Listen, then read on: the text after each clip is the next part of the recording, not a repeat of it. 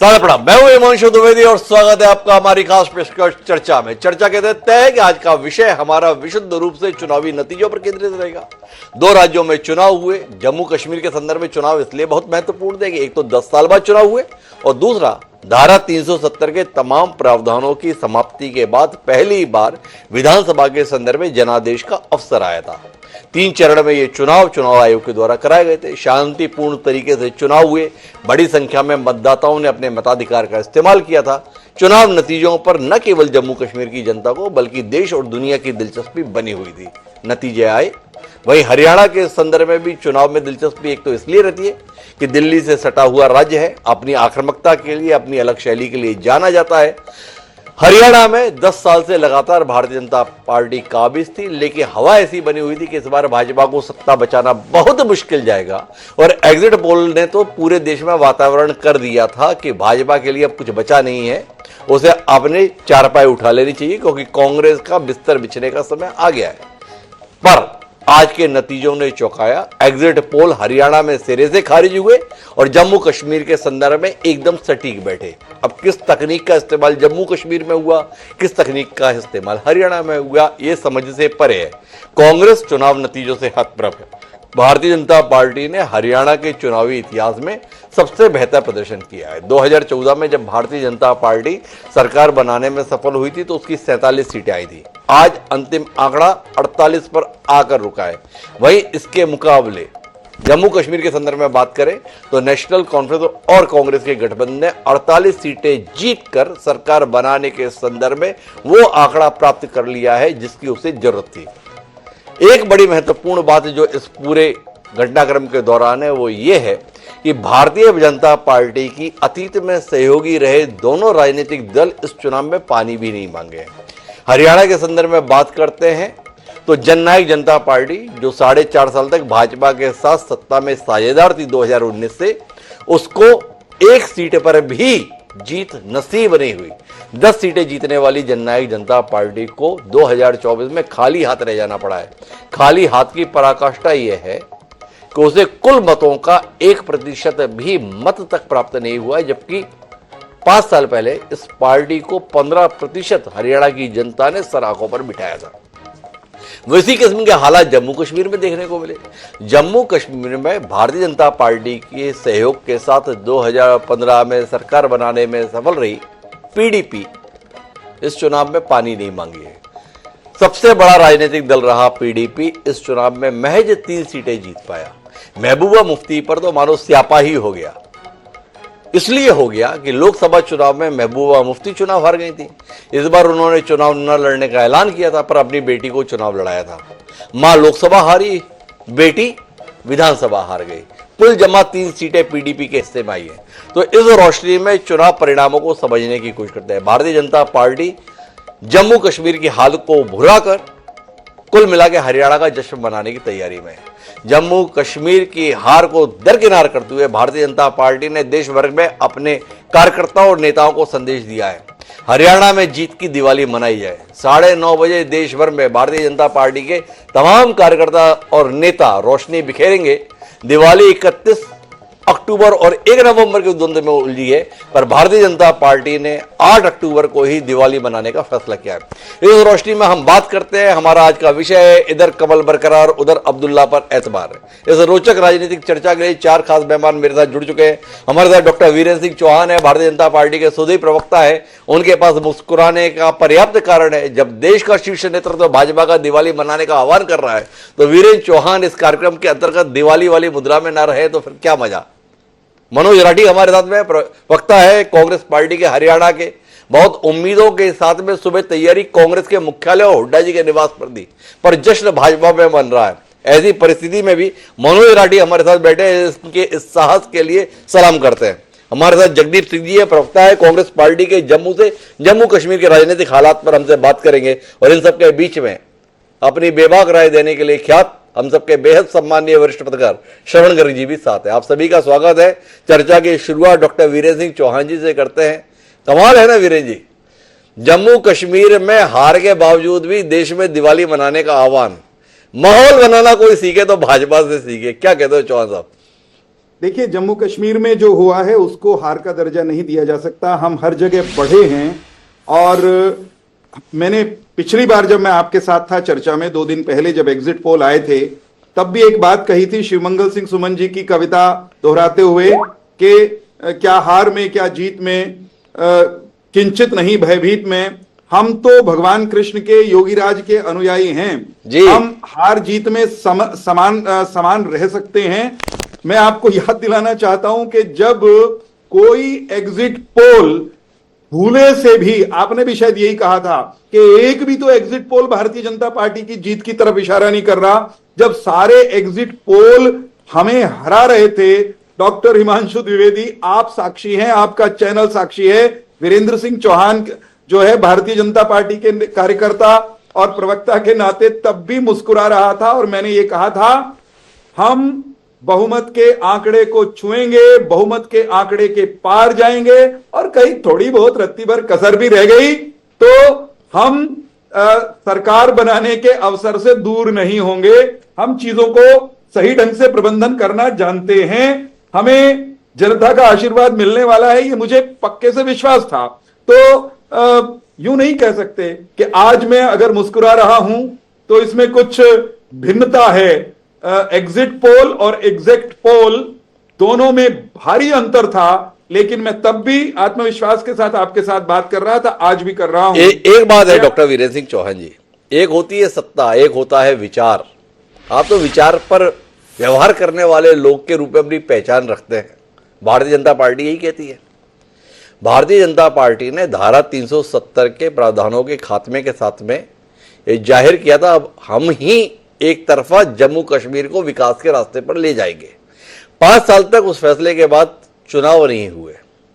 5 साल बाद चुनाव हुए पर जम्मू कश्मीर की जनता ने आपकी कोशिशों को और आपको दोनों को नकार दिया। आंकड़ा सामने है, 90 सीटें, 90 सीटों में कुल जमा 29 सीटें जीत पाने में भाजपा सफल।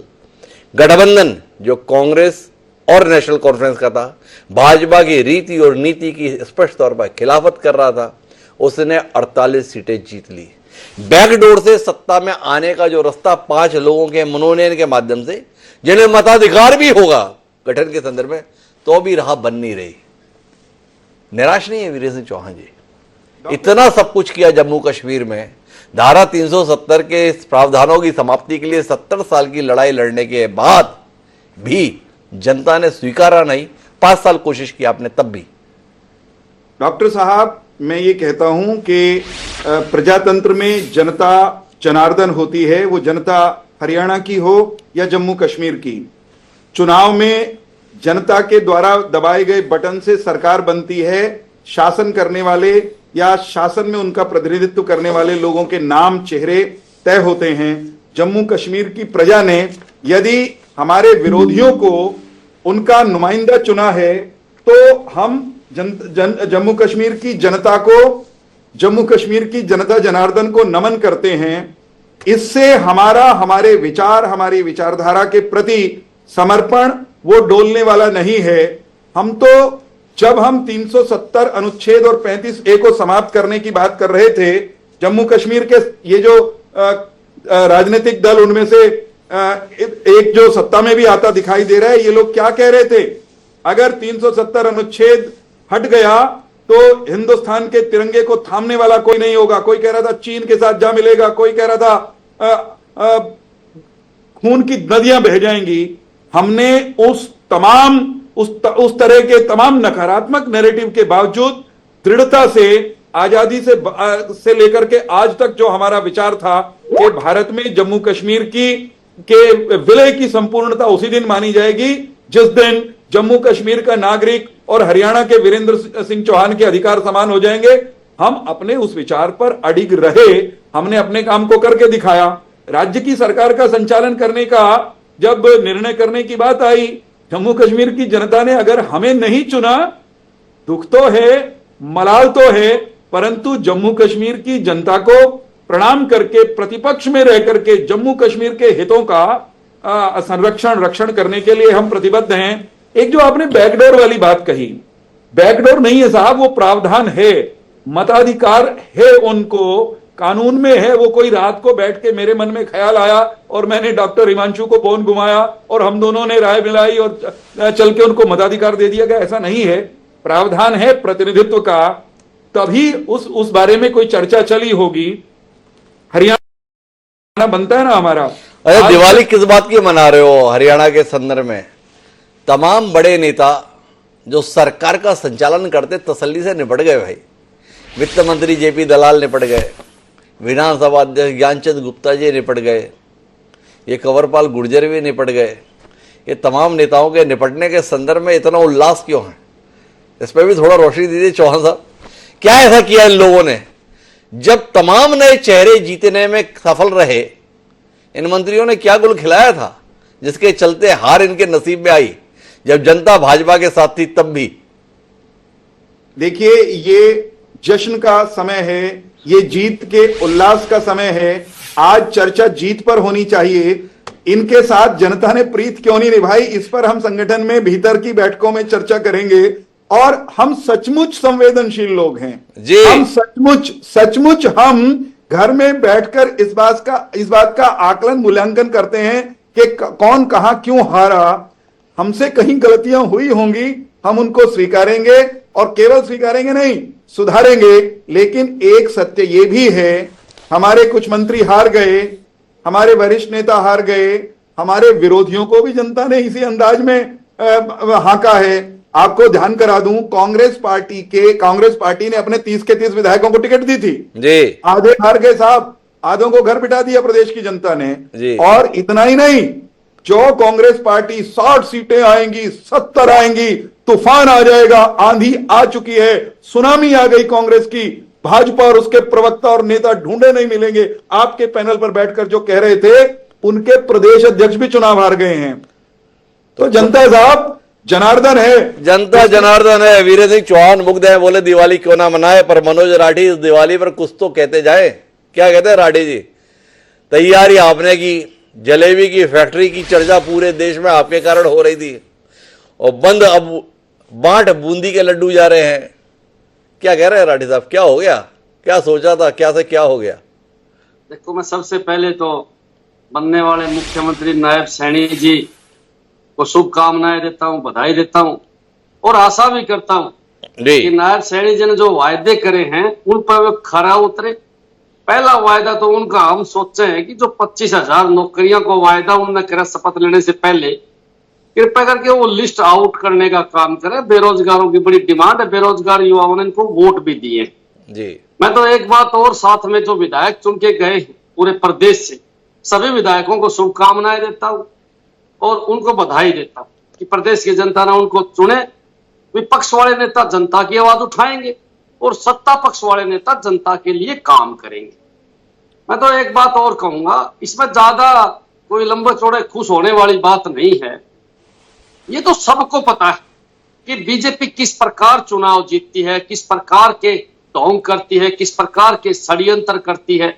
सारी दुनिया के सामने है। जब पूरे हरियाणा के अंदर चर्चा थी कि कांग्रेस पार्टी की सरकार बनेगी, कांग्रेस की लहर थी, तो बीजेपी ने एक तरकास लगाई कि 5 दिन की छुट्टियां हैं, 4 दिन की छुट्टियां हैं और चुनाव आयोग को 5 दिन डेट और बढ़वा ली। अगर ये 31 तारीख 30 तारीख का चुनाव होता तो रिजल्ट कुछ और होता। इन लोगों को समय चाहिए था, इन लोगों ने ज्यादा समय लिया और उसके अंदर इन लोगों ने षड्यंत्र कमाल कर दिया राठी साहब। जो काम 5 साल की सरकार रहने पर नहीं हो रहा था, वो हुनर डॉक्टर वीरेंद्र सिंह चौहान और उनकी पार्टी को कौन सा आता है, जिसमें 5 दिन में खेल हो गया और आपका काम लग गया। फिर मैं आपको एक बात बताऊंगा, सारी दुनिया को पता है कि बीजेपी किस प्रकार जात और धर्म की राजनीति करती है। सारी दुनिया के सामने इन लोगों ने कसर नहीं छोड़ी। मैं तो एक एक हल्के की रिपोर्ट जानूं, पूरे सिस्टम इन लोगों ने लगाया, सरकारी तंत्र को इन लोगों ने यूज करा। इनके ऊपर जितने भी आरोप लगाए, आरोप कम पड़ जाएंगे लेकिन इनके दाग कम नहीं होंगे। अच्छा मनोज राठी साहब, फिर तो एक कमाल की बात बताओ, जब बच्चा जाने हैं तो ये भूपेंद्र हुड्डा, दीपेंद्र हुड्डा, कुमारी सैलजा, रणदीप सुरजेवाला क्यों नहीं जाने हैं? क्यों तैयारी कर रखी थी जश्न की? वो रथ मंगाया हुआ था भूपेंद्र सिंह हुड्डा के घर पर, विजय रथ निकालेंगे। वो ढोल ताशे वाले बुला रखे थे कांग्रेस मुख्यालय पर, वो टेंट लगवा रखे थे। जब सबको पता था कि भाजपा कैसे जीतती है, भाजपा ने क्या कर रखा है, तो आपको पहले से पता नहीं था? आप तो बोल रहे हो बच्चा बच्चा जाने हैं। ये इतने नासमझ क्यों निकले जिनका नाम भूपेंद्र सिंह हुड्डा, दीपेंद्र सिंह हुड्डा वो सलजा है? थोड़ा बताओ ना आप हमें। कहीं ना कहीं गड़बड़ तो है। इस बात की हम देखो मंथन करेंगे बैठ के कि कहाँ गड़बड़ हुई, कैसे गड़बड़ हुई, कोई कमी रहेगी या कहीं कोई किसी ने गड़बड़ कर दी। इन सारी चीजों का मंथन करा जाएगा। एक बात में कोई दो राय। देखो राठी साहब, आप बेईमानी भरी बात मत करो। आप बढ़िया आदमी, बढ़िया ईमानदारी से बात करो। देखो आप अभी ये कह रहे थे कि भाजपा कैसे जीतती है हमको अच्छे से पता, और हमको क्या पता, बच्चे बच्चे को पता है। तो जब पता था कि भाजपा जीत रही है तो दो दिन से क्यों यकीन करके बैठे थे? वो तो लड़ाई शुरू हो गई थी कि मुख्यमंत्री कौन बनेगा। वो शैलजा जी के संदर्भ में सालासर से आशीर्वाद आया, बेटा मुख्यमंत्री। तो रणनीति सुरजेवाला ने कहा मैं पीछे ना रह जाऊं, तो उन्होंने बाबा केदारनाथ से फोटो पोस्ट की, मैं मुख्यमंत्री। और हुड्डा जी ने तो मान ही लिया था मैं मुख्यमंत्री, ना टायर्ड ना रिटायर्ड। क्या कहते हो राठे साहब? तो एक बात में तो कायम रहो, या तो ये मानो कि हाँ हमारे को पूरा अरमान था, हमारे को पूरा भरोसा था, हमें पूरा यकीन था, हम सरकार बना रहे, जनता ने खेल कर दिया हमारे साथ, या फिर इस बात में कायम रहो कि हमें तो कोई उम्मीद थी नहीं आज सरकार बनने की, भाजपा ने खेल कर दिया था, हमको तो पता था। कोई एक बात में तो कायम रहो ना, आप तो दोनों बातें बोल रहे हो। आप एक बार सुनो जी, मत बोलो, एक बार मेरी बात सुनो पूरी। देखो हमें तो पूरा विश्वास था ही हम सरकार बनाने लग रहे हैं। मैं तो बार बार ये कहूं कि हमें तो विश्वास था, जनता को पूरा विश्वास था कि कहीं ना कहीं कांग्रेस की सरकार बनेगी। आपके एग्जिट पोल देख लो, इससे साफ जाहिर हुआ है कि कहीं ना कहीं कोई मोटा षड्यंत्र रचा गया। उस षड्यंत्र की तो हमारे को भनक भी नहीं लगी तो किस प्रकार का षड्यंत्र रचा गया। ये लास्ट 5 दिन में रचा गया और 5 दिन में चुनाव पलटा। उससे पहले तो कांग्रेस की तरफ था। लेकिन मैं एक बात भी मानता हूं कि कहीं ना कहीं कांग्रेस पार्टी में भी कमियां रही हैं। कई बड़े नेताओं को की अनदेखी हुई है, इसमें कोई दो राय नहीं। हरियाणा की जो हाईकमान नेता हैं उन नेताओं में भी कहीं ना कहीं कोई ऐसी बात रखी गई जिससे नुकसान हुआ पार्टी को।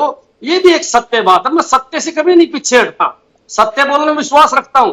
अगर हरियाणा के जो दिग्गज नेता थे उनको इग्नोर न करा जाता तो मुझे लगता है रिजल्ट कुछ और होता। ये भी एक प्रमुख कारण रहा है। मैं झूठ कभी बोलने वाला व्यक्ति नहीं हूं, मैं तो साफ बात बताऊं। मैंने बताया ना कि जात धर्म का बीजेपी खेल खेलती है, ये सत्य है, सारी दुनिया को पता है। कई बातें ऐसी हैं जहां इन लोगों ने खरीद फरोख्त करने में भी कमी नहीं छोड़ी। जहां इन लोगों के दिखा कि इनके आदमी यहां हारेंगे, वहां इन लोगों ने निर्दलीय खड़े करे। जहां इनको ये पता चला कि यहां कांग्रेस मजबूत है, वहां इन लोगों ने निर्दलीय लोग खड़े करके वो कांग्रेस के वोट काटने का काम करे। कई प्लान पर बीजेपी ने काम किया, कई इनके पास पूरा धन बल है, आज सारी दुनिया के सामने। कितने बड़े बड़े ऑफिस इन लोगों ने हर शहर में बना दिए हैं, कितनी आईटी सेल इनके पास है, कितना चंदा इन लोगों ने डरा धमका के उद्योगपतियों से लिया है। इनकी तो एफआईआर और इनके बड़े बड़े नेताओं पर। तो भाई ये तो पूरा का पूरा खेल जो है इन लोगों ने बड़ा प्लान से और षड्यंत्र से रचा है और हरियाणा की जनता को एक बार फिर ठगने का काम किया। तो हरियाणा की जनता को फिर एक बार ठगने का काम किया, ये मनोज राठी जी कह रहे हैं। पर मनोज राठी तय नहीं कर पा रहे किसको जिम्मेदार ठहराऊं, भाजपा के मैनेजमेंट को जिम्मेदार ठहराऊं, अपने नेताओं के अंतर विरोध को जिम्मेदार ठहराऊं। अब एग्जिट पोल के संदर्भ में आपने कहा कि एग्जिट पोल वाले सारे देख रहे थे कि हम सरकार बनाने जा रहे हैं, इन्होंने खेल कर दिया। तो एक बात बताओ माननीय राठी साहब, मुझे जगदीप सिंह जी के पास जाना उससे पहले, ये लोकसभा चुनाव में आप लोगों ने क्या खेल किया था?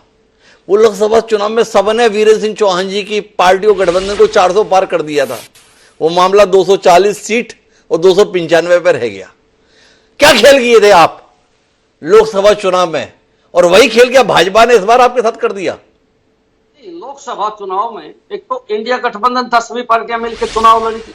दूसरी बड़ी बात क्या थी कि लोकसभा चुनाव के अंदर जब पार्टियां चुनाव लड़ी तो सभी कांग्रेस के नेताओं ने पूरी ताकत लगाई थी। इस चुनाव में ये एक सत्य है कि कहीं ना कहीं हरियाणा के नेताओं में थोड़ा डिस्प्यूट रहा, कहीं गड़बड़ रही, कई टिकटों की भी अनदेखी कई बड़े नेताओं की हुई। ये भी एक कारण है।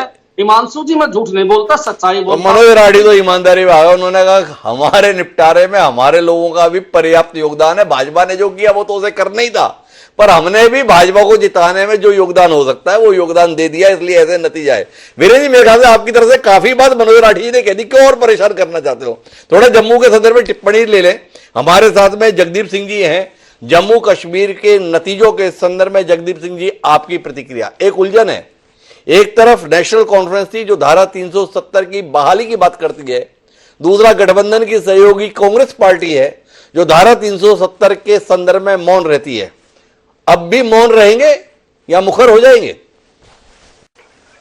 आपका धन्यवाद। इससे पहले कि मैं आपके प्रश्न का उत्तर दूं, चूंकि ये बात मेरी पार्टी की है और राष्ट्रीय स्तर पर तमाम मुद्दों पर हमारी भी नजर बनी रहती है, हरियाणा को लेकर एक बात मैं आपको साफ साफ शब्दों में बता दूं कि जिस तरीके से 99% रिचार्ज मशीनें लाई गई और जिस तरीके से सोर्स कोड के हवाले की बात हो या ईवीएम को लेकर हमने तमाम जितने प्रश्न पहले उठाए वो सब जहन में है। और मैं आपको साफ कर दूं कि 2024 में भी एडीआर की रिपोर्ट बताती है कि 79 सीट्स ऐसी हैं जिन पर ईवीएम में रजिस्टर वोट जो है वो टोटल वोट से ज्यादा है। तो बराए मेहरबानी इस चीज को भी संज्ञान में रखें जब आप कांग्रेस की हार की बात करें।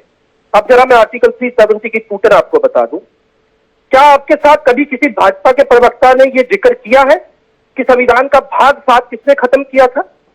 क्या कभी किसी ने आपको यह बताया है कि जिस आर्टिकल का पहला सब सेक्शन ये कहता हो कि जम्मू कश्मीर भारत का अभिन्न अंग है और जिसका सेक्शन 3 और 4 यानी सी एंड डी ये आपको हक देता हो कि आप संविधान सभा को विधानसभा बनाए और राष्ट्रपति को यह हक हो कि वो उसे जब चाहे बदल दे? तो ऐसे में ये सवाल उठाना और मैं पूछना चाहता हूं, सदर रियासत से लेकर में लागू करवाया, तो ये समझना होगा कि जम्मू कश्मीर का विलय कैसे हुआ, इसके इतिहास को समझना पड़ेगा। मुझे लगता है ये चीजें छोटी हो जाएगी, लिहाजा 370 पर और 35 भी के साथ जोड़, मतलब हैरत होती है मुझे, जो संविधान का हिस्सा ही नहीं है, जो 1954 के प्रेसिडेंशियल ऑर्डर के साथ जोड़ा गया, उसे लेकर भाजपा अपना सियासी मफाद हल करना चाहती है।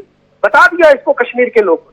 हाँ, जम्मू में हम हारे हैं, जम्मू की हार जो है उस पर पार्टी बड़ी गंभीरता से विचार विमर्श करेगी, मनन करेगी और निश्चित तौर पर कुछ बड़े फैसले लिए जाएंगे। जी जगदीश जी, इस जीत से कितने उल्लसित हैं आप?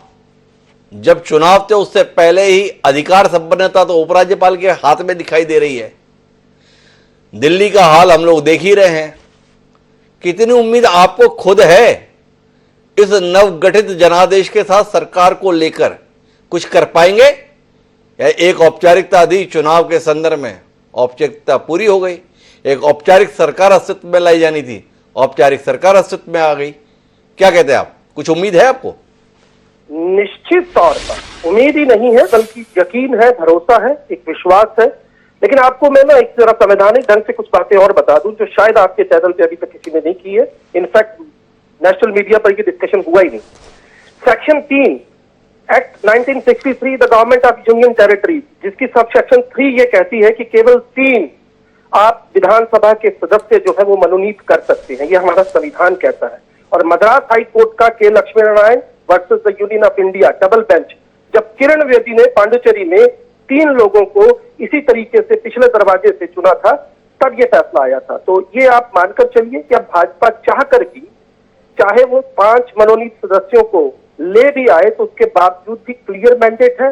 और आप एक चीज और जरा थोड़ा सा संज्ञान में रखिएगा, आप कांग्रेस से बात कर रहे हैं जो इस देश की सबसे बड़ी विपक्षी जमात है। आज इस देश के अंदर नेता प्रतिपक्ष माननीय राहुल गांधी जी हैं, जिन्होंने जम्मू में आकर ये कहा कि अगरचे मोदी सरकार यहाँ के लोगों का वाजिब हक उनको वापस नहीं देती, हम दबाव बनाएंगे, अन्यथा बैसाखियों पर खड़ी ये सरकार कितनी देर की मेहमान है, उसके बाद ये जो उनका हक है ये हम उनको उनका लोकतांत्रिक हक वापस करेंगे। तो लिहाजा ये कहना कि ये सरकार महज औपचारिकता होगी, मैं इससे कतई सहमत नहीं। मतलब आप इस बात को नहीं मानते हैं कि जम्मू कश्मीर में अभी जिस प्रकार की व्यवस्था बनाई गई है उसमें उपराज्यपाल को अतिरिक्त रूप से अधिकार संपन्न कर दिया गया है? आप ऐसा कोई अंदेशा नहीं देखते? आपको लगता है कि एक अधिकार संपन्न सरकार अस्तित्व में आने जा रही है जो जन आकांक्षाओं को पूरा कर लेगी? पूरा यकीन है ना आपको? बाद में आप चिल्लाएंगे तो नहीं, अरे देखो देखो देखो ये लेफ्टिनेंट गवर्नर जो है काम नहीं करने दे रहा, अरे देखो उपराज्यपाल जो है कितना परेशान कर रहे हैं। हम तो किसी अधिकार के संदर्भ में नहीं, जैसे दिल्ली में अरविंद केजरीवाल को और उनकी सरकार को हम परेशान होते हुए देखते थे, ऐसी कोई उम्मीद आपको नहीं है ना? द्विवेदी साहब, आपके चैनल पर कौन लोग आकर चिल्लाते हैं मैं नहीं जानता, लेकिन मेरा ना तो ऐसा अनुभव है ना ही ऐसा तरीका है। तो आप जरा बराए मेहरबानी अब गौर से सुनिएगा, मैंने क्या कहा, फिर से दोहरा। मैंने कहा कि नियमों, कायदों और संविधान का फालूदा बनाकर जनहितों से खेलना भाजपा का चिरपरिचित अंदाज है, उसमें कोई दो राय नहीं हमें। लेकिन मैंने इसके साथ आपको यह भी कहा कि कि जब इस देश की सर्वोच्च अदालत जम्मू कश्मीर में विगत एक दशक के बाद चुनाव के लिए मरकजी सरकार को मजबूर कर सकती है, और संवैधानिक तौर पर जो परिस्थितियां हैं, भले ही इन्होंने पिछली जुलाई में जम्मू कश्मीर पुनर्गठन अधिनियम की धारा 55 में छेड़खानी करके कुछ नियमों में बदलाव लाया है, लेकिन आपको समझना पड़ेगा कि जनादेश क्या है। ये खंडित नहीं है, ये त्रिशंकु भी नहीं है। ये जनादेश एक स्पष्ट ताकीद है उस तुगलकी निजाम की जिसे इस प्रदेश ने बरसों बरस झेला। और बराए मेहरबानी आप ये भी अपने जहन में रखिएगा कि अगरचे मोदी सरकार, क्योंकि आपने देखा है हिमाचल प्रदेश में अगर वेतन लेट होता है या पंजाब की सरकार को आर्थिक कोई दिक्कत आती है तो इनके नेता तो चुहलबाजी पे उतर आते। वो तो ऐसे लगता है जैसे ये प्रदेश हिंदुस्तान के ना होके किसी पड़ोसी देश के हैं। तो इनसे क्या तवक्को करेंगे हम। और मैं माफ कीजिएगा पूछना चाहता हूं आपसे भी ये कि अगर आपने यहाँ के चुनाव प्रचार को देखा हो और भाजपा के शीर्ष नेतृत्व को यहाँ पर गलत बयानी और लोगों को दिग्भ्रमित करते देखा हो तो आपको ये पता होगा कि परिवारवाद की बात करने वाले, आतंकवाद को खत्म करने की बात करने वाले और जम्मू कश्मीर को बेरोजगारी में अव्वल करने वाले, फिर चाहे वो टोल प्लाजा का मसला हो, प्रॉपर्टी टैक्स का मसला हो, यहाँ पे पेपर लीक की बात हो या बेरोजगारी में जम्मू कश्मीर के अव्वल होने की बात हो, ये तमाम मसले मसाइल वो है जिनसे तंग आकर जनता ने इनके खिलाफ मैंडेट दिया है। लिहाजा के चाहकर भी जनता की चुनी हुई सरकार को और जनादेश को ना तो नकार सकते हैं और ना ही उसको उसके हक हकूकों से परे रख सकते। तो जगदीप सिंह जी कह रहे हैं कि नहीं नहीं ऐसा बिल्कुल भी नहीं होगा। जगदीप सिंह जी 48 सीटों पर मुग्ध हैं जो गठबंधन को प्राप्त हुई है। दिल्ली में 70 में से 62 सीटें जीते हुए थे अरविंद केजरीवाल और पहले 67। तो अभी उनके संदर्भ में आने वाली अड़चने और उलझने सुर्खियां बनती थी। पर बहरहाल मेरे साथ में श्रवण गर्ग जी हैं। श्रवण जी, इस जनादेश पर आपकी प्रतिक्रिया, उम्मीदों से परे परिणाम हरियाणा के संदर्भ में हम दोपहर में भी बात कर रहे थे और कांग्रेस के तमाम बड़े नेता अब ये मान रहे हैं हारे तो हैं पर केवल भाजपा के कारण नहीं, अपने भी कारण। जब आप ये स्वीकारोक्ति सुनते हैं तो भाजपा से उतना ही नाराज रहने का मन करता है या कांग्रेस पर आपका गुस्सा ज्यादा बढ़ जाता है कि क्या लोग हैं ऐसी नाजुक परिस्थितियों में भी अपना बेड़ा गर्क करने से पीछे नहीं रहते?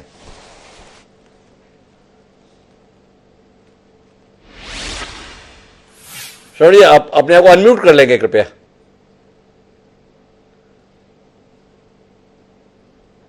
मैं तो कोई कांग्रेस और बीजेपी का प्रवक्ता नहीं हूं हिमांशु जी। जी, तो मैं तो एक जिस हैसियत से बात करता हूं वो हैसियत शायद अलग है। हरियाणा में कांग्रेस की हार के कई श्रवण जी, आपने अपना वीडियो भी बंद कर दिया, अगर उसे चालू कर देंगे तो हमारा कार्यक्रम थोड़ा और प्रभावी रूप से दिखेगा। जी, हरियाणा में कांग्रेस की हार के कई कारण हैं, एक कारण नहीं है वो। मैं चूंकि कांग्रेस की किसी स्क्रूटिनी कमेटी का कुछ प्रभारी नहीं हूं इसलिए मुझे बोलना नहीं चाहिए जी। पर जो मुझे लगता है कि हरियाणा में भी मध्य प्रदेश और छत्तीसगढ़ हो गया जी। जिन लोगों ने मध्य प्रदेश में हरवाया कांग्रेस को और जिन लोगों ने छत्तीसगढ़ में हरवाया वो हरियाणा में भिन्न नहीं है, मतलब वही लोग हैं जी और वही कारण है। तो इसलिए हार के कारण बहुत सारे हैं। तो हरियाणा में दूसरा एक चीज ये है कि भारतीय जनता पार्टी ने जिस तरह से वहां काम किया उसके भी कई मुद्दे हैं जिनको ध्यान में रखना पड़ेगा कि वो मराठी जी से आम आदमी पार्टी को लेकर, और ये पूछा था आपने कि लोकसभा चुनाव में आप कैसे जीत गए जी। 5 सीटें। लोकसभा चुनाव में आम आदमी पार्टी वहां खड़ी नहीं हुई थी हिमांशु जी, और यहां पर 89 सीटों पर आम आदमी पार्टी खड़ी हुई। जो वोटिंग परसेंटेज है, वोट शेयर है, वोटिंग परसेंटेज है वो बीजेपी का 39.6 है, कांग्रेस का 39.4 है, 0.2% का फर्क है। और आम आदमी पार्टी का 1.6% है और बीएसपी का 1.6% है।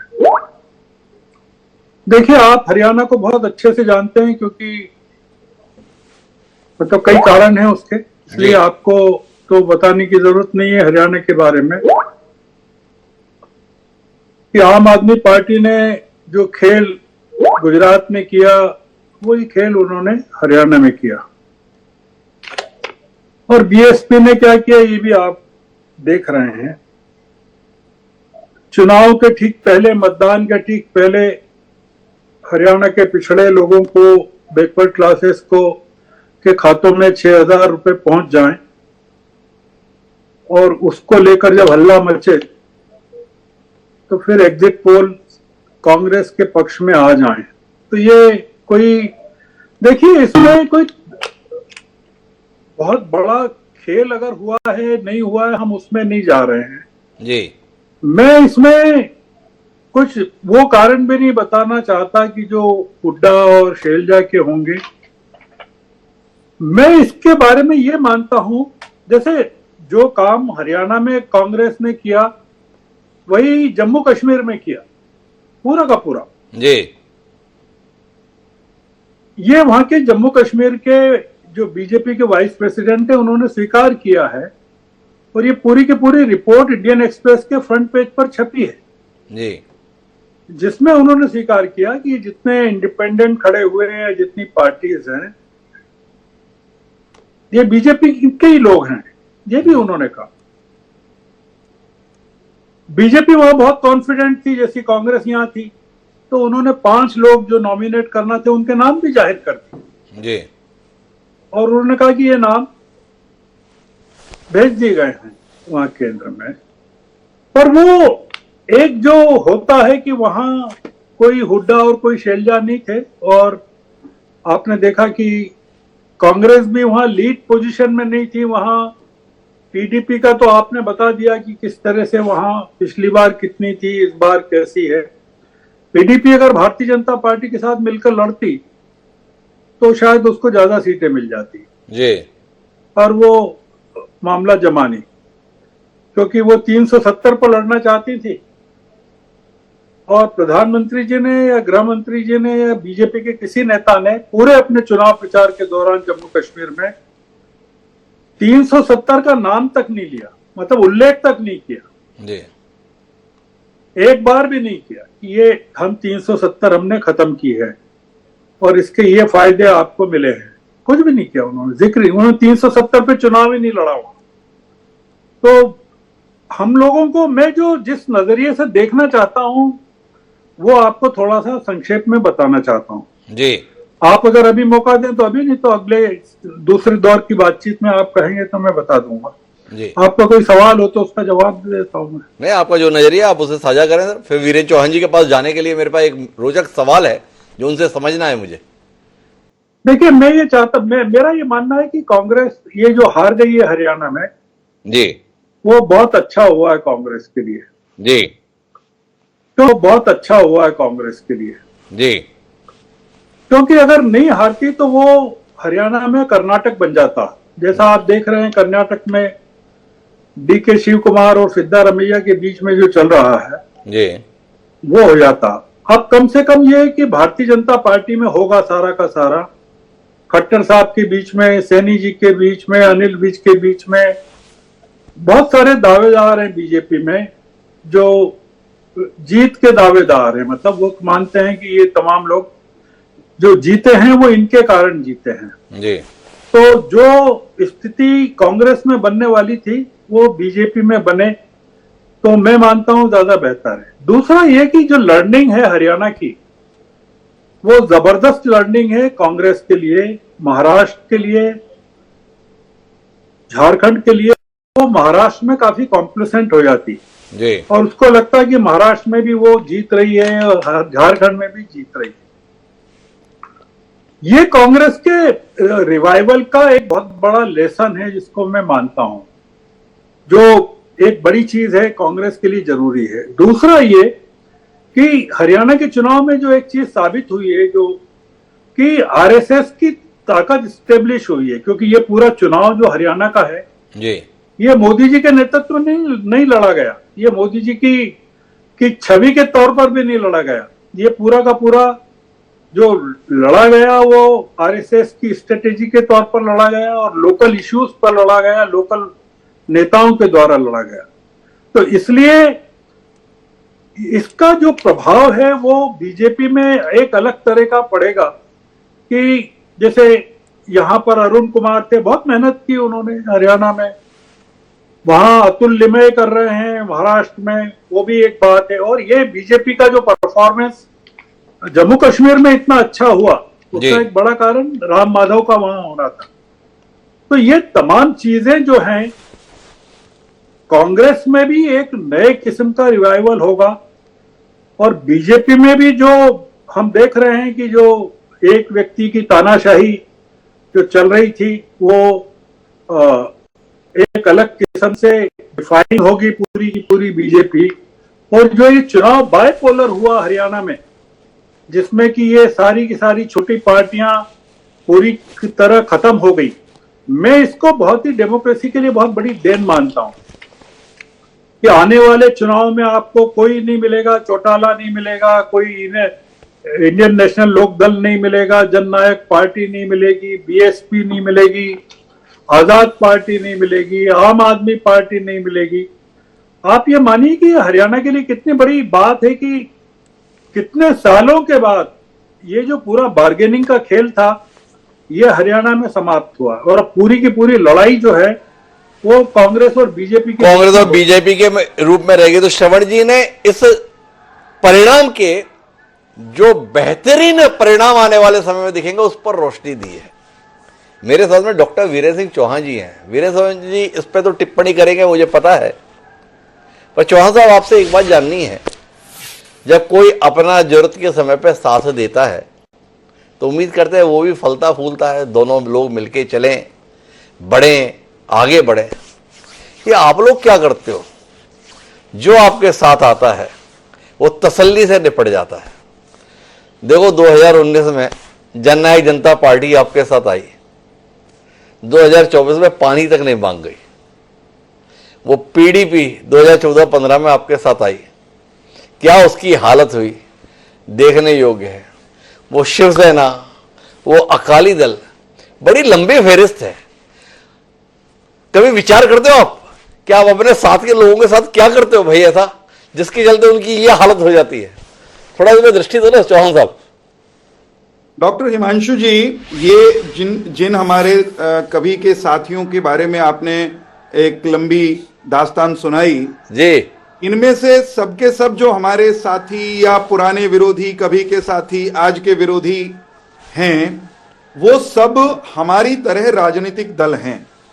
उनमें से कोई भी हमारे साथ हम होकर मिलता तो हमारे जगह तो हम अपने सकारात्मक चिंतन के कारण बढ़े, और कोई हमारे साथ चलते चलते अगर निपट गया, घट गया, मिट गया तो उसकी जवाबदेही उनकी है। हमने किसी को मिटाया नहीं। निश्चित तौर पर हम भारतीय जनता पार्टी को आगे बढ़ाने के लिए काम करते हैं। क्यों ना करें ये बता दीजिएगा। हर राजनीतिक दल को बढ़ने का अधिकार है। जेजेपी हमारे साथ थी ना डॉक्टर हिमांशु, तो जेजेपी के नेता, कार्यकर्ता, प्रवक्ता आपके चैनल पर भी बैठ के कहा करते थे मुख्यमंत्री हरियाणा का हमारा हो, हम पूर्ण बहुमत की सरकार बनाएं। ये कहना हमारा हक है, हमने कभी रोका नहीं उनको। उन्होंने आप क्या है, हमें बहकाने और बहलाने की कोशिश मत करो। हमारा एक मासूम सा सवाल था, मर्जी आपकी, आप उत्तर दो या नहीं दो। भाई अपने विरोधियों को निपटाना और खुद को बढ़ाना ये बात तो समझ में आती है, पर अपने सहयोगियों को नीचे से 6 इंच नहीं बल्कि ऊपर से 6 इंच छोटा कर देना, ये बात थोड़ी समझ में नहीं आती है। सवाल है, जायज है, अतीत के अनुभव पर आधारित है। चौहान साहब अगर इसके सदन में कुछ रोशनी दे तो बेहतर है।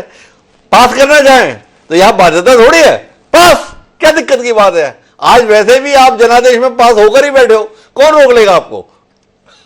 उत्तर दे रहा हूं, ज्यादा इस पर मुझे लगता है हमें समय नहीं गंवाना चाहिए। राजनीति में जो हमारे साथ आता है वो भी बढ़ने के लिए आता है, वो अपने ढंग से बढ़ने का प्रयास करता है। भारतीय जनता पार्टी अपने ढंग से बढ़ने का प्रयास करती है। इस प्रक्रिया में कौन किसके कारण से बढ़ गया और कौन किसके कारण से घट गया? साहब, इसकी बहुत योजना नहीं बनाई जाती, समय के साथ होता है। घटाने बढ़ाने वाली अंततोगत्वा जनता होती है। मैं कांग्रेस के प्रवक्ता ने बातें कही थी, उस पर अगर आप मुझे इजाजत दें, थोड़ी देर तक इंतजार किया, उस पर एक टिप्पणी करूंगा और फिर मैं कश्मीर भी आना चाहूंगा जगदीप सिंह जी के पास जी। इन्होंने कहा कि हरियाणा में बड़ा चर्चा था कि कांग्रेस की सरकार बन रही है। हिमांशु जी भी कह रहे थे, हिमांशु जी के मित्र भी कह रहे थे, मेरे मित्र भी कह रहे थे, श्रवण जी भी कह रहे थे, एग्जिट पोल भी सारे के सारे कह रहे थे। इनको यह भ्रम क्यों है कि चर्चा हो जाए एग्जिट पोल में या राजनीतिक विश्लेषकों में, इसमें से सरकार बनती है? साहब, चर्चा और खर्चा होने से सरकार बनना और खर्ची और पर्ची से नौकरियां देना, ये कांग्रेस की कार्यशैली का, कार्य संस्कृति का हिस्सा हो सकता है। भारतीय जनता पार्टी तो जीती ही इसलिए है कि कांग्रेस ने अपनी काम करने की कुसंस्कृति के ढोल पीटे। मालूम है, अब हमने कहा हम नौकरी खर्ची पर्ची के बिना दे रहे थे, हमने दी, हमने 1.5 लाख थी, 2 लाख और देंगे। इनके विधायकों ने क्या कहा मालूम है डॉक्टर साहब? एक विधायक बोला मारा राज आवेगा, अपने रिश्तेदारों ने राजी करांगे, फिर अपना घर भरांगे। दूसरे ने कहा 50 वोट दीजिए, 1 नौकरी ले जाइए। तीसरे ने कहा रोल नंबर ले आइए, बस हुड्डा साहब के पास मैं ले जाऊंगा, नौकरी लेकर के आऊंगा। हरियाणा के लोगों को लगा अरे बाबा, कांग्रेस आई तो मुसीबत आई, कांग्रेस आई तो मेरिट गड्ढे में समाई। कांग्रेस नहीं आनी चाहिए। कांग्रेस के नेताओं, कार्यकर्ताओं ने, इनके अपने विधायकों ने भय का माहौल बना दिया पूरे हरियाणा में कि बाबा ये आगे तो फिर कुशासन, ये आगे तो फिर आपा पीटेंगे, फिर कुनबे और परिवार से बाहर नहीं निकलेंगे और हरियाणवी को, साधारण हरियाणवी को मारेंगे। इसलिए जनता ने इनको वोट की चोट से मारा। एक इन्होंने कहा भाजपा तो जात पात धर्म से राजनीति करती है। भाई साहब, राठी साहब, सारा हरियाणा जाने, सारा देश जाने जातीय जनगणना होनी चाहिए। सारा देश जाने संविधान खत्म हो जाएगा, अनुसूचित जातियों का आरक्षण खत्म होने जा रहा है। अरे ये सारा जाति का नैरेटिव, इसकी जननी, इसके पप्पा तो आपके नेता राहुल गांधी हैं और हम पर जातिवादी होने का आरोप लगाते हो। एक अनुसूचित जाति से आने वाली कुमारी शैलजा, बड़ी नेत्री, परिवार से भी उनके पिता वरिष्ठ मंत्री रहे, वे स्वयं कई बार सांसद रह ली। आपने उनकी ये हालत कर दी कि वो एक नाराज महारानी की तरह आसन पार्टी लेके घर बैठ गई और हमें कहते हैं हम जाति का नैरेटिव चलाते हैं। आपने मार मार के भगाया था आपकी पार्टी ने अशोक तंवर को, सिर में डंडा पड़ा था। अभी भी मिलते हैं तो बताते हैं भाई साहब सर में अब भी दर्द रहता है। जातियों के कारण, जातीय ओरिएंटेशन के कारण एक जाति का ही मुख्यमंत्री बनेगा, ये नैरेटिव तो आप चलाओ, बाकियों के उप मुख्यमंत्री होंगे, ये निर्णय तो आप करो और हमको कहो कि हम जाति के आधार पर, धर्म के आधार पर सरकार चलाते हैं। फंस गई कांग्रेस अपने खुद के बनाए हुए चक्रव्यूह में और अब इनको रास्ता कुछ सूझ नहीं रहा। इसलिए पता क्या कर रहे हैं डॉक्टर साहब, ये ऐसे ऐसे कुतर गढ़ रहे हैं। हरियाणा में कहावत है, हरियाणवी में, हरियाणा में और हरियाणवी में, और वो कहावत ये राठी साहब बढ़िया ढंग से समझेंगे, आपने भी हरियाणवी कहावत से शुरू करने की कोशिश की थी कि मौका चूकी डूमणी गावे आड़ पताड़। अगर ठीक से राग शुरू ना हो गाने वाले का तो फिर एक बार चूक गया, सुर बिगड़ गया तो फिर आई बाई आड़ पताड़ कुछ भी गाएंगे। अब कांग्रेस का यही हाल है। कांग्रेस का अब यही हाल है। मेरे पास में समय सीमित है, मुझे जाना है मनोज राठी जी के पास, लेकिन उससे पहले श्रवण जी को हस्तक्षेप करना चाह रहे थे चौहान साहब की टिप्पणी पर। एक बार श्रवण जी का हस्तक्षेप लेते हैं। मैं आता हूं चौहान साहब आपकी अधूरी बात को पूरा कराने के लिए। जी श्रवण जी। नहीं, मुझे कुछ नहीं कहना। मैं ये पूरे हरियाणा के पूरे चुनाव के दौरान आपने मुझे एक बार भी डिबेट के लिए नहीं बुलाया, तो मैंने किसी डिबेट में ये नहीं कहा कि कांग्रेस जीत रही, क्योंकि आपने बुलाया ही नहीं मुझे। जी श्रवण जी। तो कुल मिलाकर एक माहौल चल रहा था। वीरेंद्र जी ने आपके नाम का उल्लेख उस माहौल के तहत ले लिया। मैं उनकी तरफ से खेद व्यक्त कर देता हूं आपसे। एक वातावरण यह बना था पिछले 3 दिन में कि हरियाणा में तो कांग्रेस की सरकार बन ही गई है। तो चौहान साहब उसी संदर्भ में थे, पर राठी साहब, चौहान साहब ने एक दलील दी, बोले हमने कुछ नहीं किया, आपसे जितना अपना नुकसान हो सका उतना नुकसान आपने किया। हम बात करते रहे कि हमने बिना पर्ची खर्ची के नौकरी का कल्चर ला दिया। और भाई आपके नेताओं के बयान तो बड़ी सुर्खियों में थे राठी साहब। वो एक एक नेता कहीं मौका चूक ना जाए। बोले 2 लाख नौकरी आनी है, 2000 हर हल्के में आनी है, 50 वोट पर 1 नौकरी। नीरज शर्मा का बयान क्या कमाल का था। बोले फिर बाद में मत कहना कि नौकरी ना लगवाई, शर्त इतनी है 50 पर्ची आनी चाहिए। वो शमशेर गोगी जी बड़े नेता हैं, उन्होंने कहा अरे राज कोई बगैर भ्रष्टाचार के चले है क्या। और उन्होंने समझाया हमको कि पहले अपना घर भरेंगे, फिर रिश्ता लाने का भरेंगे, फिर बाकी सबका भी भरेंगे। क्या कहते हैं आप। और एक तो ऐसे भावुक होकर रोल नंबर ला देना, जाऊंगा हुड्डा साहब के पास और सीधे लेकर आऊंगा। लोगों ने कहा ऐसी नौबत ही ना आने दो कि 50 पर्ची पर नौकरी की गारंटी लगे, अपना और रिश्तेदारों का घर भरने की नौबत आ जाए और रोल नंबर से ही नौकरी तय हो जाए। क्या कहते हो आप। आपने तसल्ली से लोगों को मजबूर कर दिया कि भाई किसी को वोट दे देना, कांग्रेस को वोट मत दे देना। क्या कहते हो आप। देखो ये उनके निजी बयान थे, पार्टी के शीर्ष नेताओं ने उनके बयानों को खारिज कर दिया था, बिल्कुल क्लियर कर दिया था कि कांग्रेस की अगर सरकार आए तो मेरिट पे नौकरियां मिलेंगी। मैं तो वीरेंद्र जी को बात याद दिलाना चाहूं इनकी सरकार की, कि मैंने खुद इनकी पोल खोली थी, कई प्लेटफॉर्म पे खोली। इन्होंने हरियाणा के अंदर 2500 कराटे के सर्टिफिकेट फर्जी बनवाए और उनमें 1500 बच्चे डी ग्रुप में नौकरी भी दे दी। और वो 2500 की जब जांच हुई विजिलेंस से, तो जांच के अंदर कई अधिकारी फंसे। इनके खेल निर्देशक रहे पंकज नयन जी, उन्होंने माना कि हमारे 2500 फर्जी सर्टिफिकेट हैं। तो वो कैसे बने, किसने बनवाए। वो जब जांच संदीप सिंह तक पहुंची तो जांच को रोक दिया गया, जांच को धीमा कर दिया गया। फिर ये खर्ची पर्ची की बात करते, 2-2 लाख रुपए में वो सर्टिफिकेट बनाए गए। मैं तो पूछना चाहूं, जब आपकी सरकार की जांच एजेंसियों ने माना कि ये फर्जी है, जब उन्होंने माना कि 1500 बच्चे नौकरी लग गए, तो फिर किस मुंह से पर्ची खर्ची। अरे राठी साहब, चुनाव हो लिया खत्म, ये काम था चुनाव के दौरान पूछने का। आपसे तो एक ईमानदार बात कर रहा हूं। आपने कहा कि ये इनके व्यक्तिगत बयान थे। गली मोहल्ले के लोग थे क्या जो व्यक्तिगत घर में बैठ के चौपाल में बयान दे दिए। पार्टी के अधिकृत प्रत्याशी थे। अब शमशेर गोगी क्या कहोगे आप। गली मोहल्ले का कोई आदमी है क्या। बड़े नेता है भाई, बड़ी प्रतिष्ठा रही है। और वो अगर सार्वजनिक मंच से कह रहे हैं अपना घर भरेंगे, रिश्तेदारों का भरेंगे, फिर बाकी का भी करेंगे, तो आप क्या मानते हो इससे लोग कांग्रेस के पीछे लग जाएंगे। वो नीरज शर्मा विधायक थे भाई और अभी भी प्रत्याशी थे। बोल रहे थे वो बाद में मत कहना 50 वोट पर 1 नौकरी। क्या वाकई मनोज राठी नहीं मानते हैं। बहुत नुकसान किया इन लोगों के बयानों ने। इनको लगा कि अभी भी लोग 20 साल 25 साल पुरानी स्थितियों में है, जिसमें अपने सिफारिश पर नौकरी की गारंटी का सिलसिला होगा। नुकसान हो गया। मैं तो बार बार कहूं कि पार्टी की विचारधारा नहीं है, पार्टी का कोई अधिकृत बयान नहीं है। उन लोगों ने जो बोल दिया अपना निजी बयान होगा। मैं बार बार यही बात कहूंगा और बार बार एक बात जरूर कहूंगा कि बीजेपी पार्टी जो हमेशा ही बात करती है बिना खर्चे बिना पर्ची के, मेरे पास तो हजारों उदाहरण है। बात हो रही है इसका नफा हुआ या नुकसान। कांग्रेस पार्टी 31 सीटों से 37 सीटों पर पहुंच गई।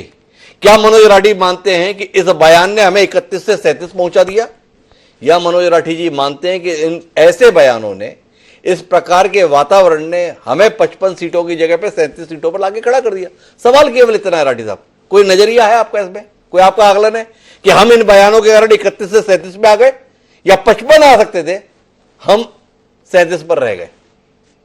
मैं तो एक बात कहूंगा कि बार बार आपको कि मैं जिस प्रकार अगर कोई इस प्रकार का कोई है तो उस पर मंथन करा जाएगा, पार्टी के अंदर चर्चा होगी, डिस्कस होगी, उसके बाद में कोई फैसला होगा। मैं तो एक बात बिल्कुल क्लियर करना चाहूंगा कि बार बार मैं आपको बताऊं कि कांग्रेस पार्टी की ऐसी कोई विचारधारा नहीं है, ऐसे कोई विचार बयान नहीं है। कांग्रेस के ऐसे कोई विचार नहीं है। राठी जी इस बात पर है, लेकिन मेरा समय हो रहा है समाप्त। महत्वपूर्ण बात यह है कि एग्जिट पोल के अनुमानों को धता बताते हुए हरियाणा का परिणाम आया है। हरियाणा के परिणामों से भारतीय जनता पार्टी में उल्लास का वातावरण है, लेकिन वरिष्ठ पत्रकार श्रवण गर्ग जी का मानना है कि यह परिणाम कांग्रेस की सेहत सुधारने में मददगार हो सकता है। कांग्रेस को रीथिंक करने की जरूरत है। अगर कांग्रेस कुछ अपने आप में सुधार करती है तो महाराष्ट्र और झारखंड में बेहतर प्रदर्शन कर पाने में कामयाब रहेगी। जम्मू कश्मीर के संदर्भ में कांग्रेस प्रवक्ता उम्मीद जता रहे हैं कि जिस प्रकार का जनादेश आया है, बैकडोर से सरकार चलाने की कोशिश शायद सिरे नहीं चढ़ पाएंगी। ये गठबंधन उन जन आकांक्षाओं पूरा करने में सफल होगा जो वहां की जनता की आवाज है। महत्वपूर्ण बात केवल इतनी है कि एक शांतिपूर्ण तरीके से चुनाव हुए और एक स्पष्ट जनादेश दोनों प्रदेश के स्तर पर उभरकर सामने आया है। यह स्पष्ट जनादेश जन आकांक्षाओं को पूरा करने में सफल हो, ऐसी शुभकामनाओं के साथ आप सभी मेहमानों को बहुत बहुत धन्यवाद हमारे साथ चर्चा का हिस्सा बनने के लिए। आज के इस कार्यक्रम में इतना ही। कल फिर मिलेंगे नए विषय के साथ। मुझे दीजिए सादर प्रणाम।